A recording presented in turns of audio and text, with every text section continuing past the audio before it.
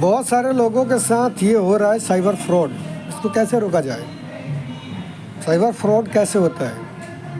आपके पास कॉल आएगा, मतलब आपके पास किसी का फ़ोन आएगा। पहले फ़ोन आता था तो वो नाम नहीं लिखता था। अब सुनने में आ रहा है कि दो कंपनियां, जियो और एयरटेल, वो सिम वाला या वो सिम किसके नाम पे है उसका नाम आता है, लिख के डिस्प्ले पे शो होता है कि इस नाम से, और उसका नंबर रहता है। मान लो वो नंबर आपके पास सेव नहीं है तो आता है, तो वो आप उससे जान सकते हैं। दूसरी चीज़ ये है कि आपको भी थोड़ा सा देखना, सोचना, समझना चाहिए कि मेरा जो नंबर है वो कितना पुराना है, किस किस के पास है, या मेरा काम कौन सा है, मेरे पास कितने लोगों का कॉल आ सकता है, मुझे उठाना चाहिए कि नहीं उठाना चाहिए, ये भी बात है। दूसरी चीज़ ये कि यदि किसी को वाकई ज़रूरत है, आपसे बात करनी है या ज़रूरी है कि आपसे बात हो ही जाए, तो वो क्या करेगा? मैसेज करेगा, कॉल करेगा, व्हाट्सएप पे कॉल करेगा, वीडियो कॉल करेगा, ऑडियो कॉल करेगा, नॉर्मल मैसेज भेजेगा, व्हाट्सएप पे मैसेज भेजेगा। यदि आप फेसबुक पे हैं और वो आपको जानता है तो वो आपको फेसबुक पे भी मैसेज, कॉल, मैसेंजर के थ्रू वगैरह करेगा। आप टेलीग्राम पे हैं, आपसे बात नहीं हो पा रही है तो वो कांटेक्ट करना चाहेगा कि यदि किसी भी तो तरीके से आपसे मिला जाए, बात करा जाए, आपको वो सूचना या मैसेज वगैरह दिखाई जाए, बताया जाए, समझाया जाए। लेकिन यदि आप किसी को जानते ही नहीं है, या मान लीजिए कि आपका उतना काम नहीं है, बड़ा या छोटा जो भी है, ये सबके लिए है।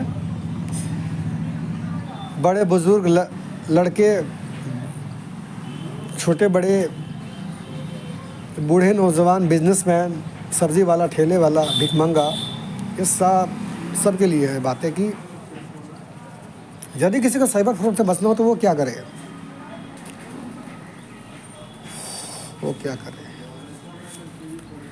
किसी का भी कॉल आता है, यदि वो नंबर आपको पहचान में नहीं आ रहा, आप कोई भी हो, मैं सबके लिए कह रहा हूँ, आप कोई भी हो, इतना भी आप बड़े अधिकारी ही क्यों ना हो,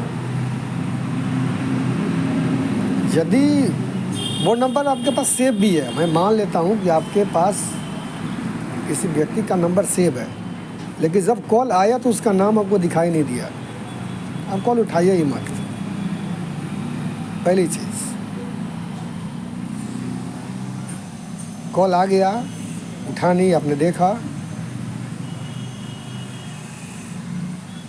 रुकिए 5-10 सेकंड, क्योंकि यदि जिसको ज़रूरत है वो तो फ़ोन फटाफट करेगा। 5 सेकंड रुकिए, 10 सेकंड रुकिए, उसके बाद आप कॉल इधर से लगाइए, कॉल बैक कीजिए, और एक बटन आता है म्यूट, आप उसको म्यूट कीजिए ताकि आपका आवाज़ नहीं जाए, और आप हैंड फ्री करिए या कान पे सटाइए मोबाइल, और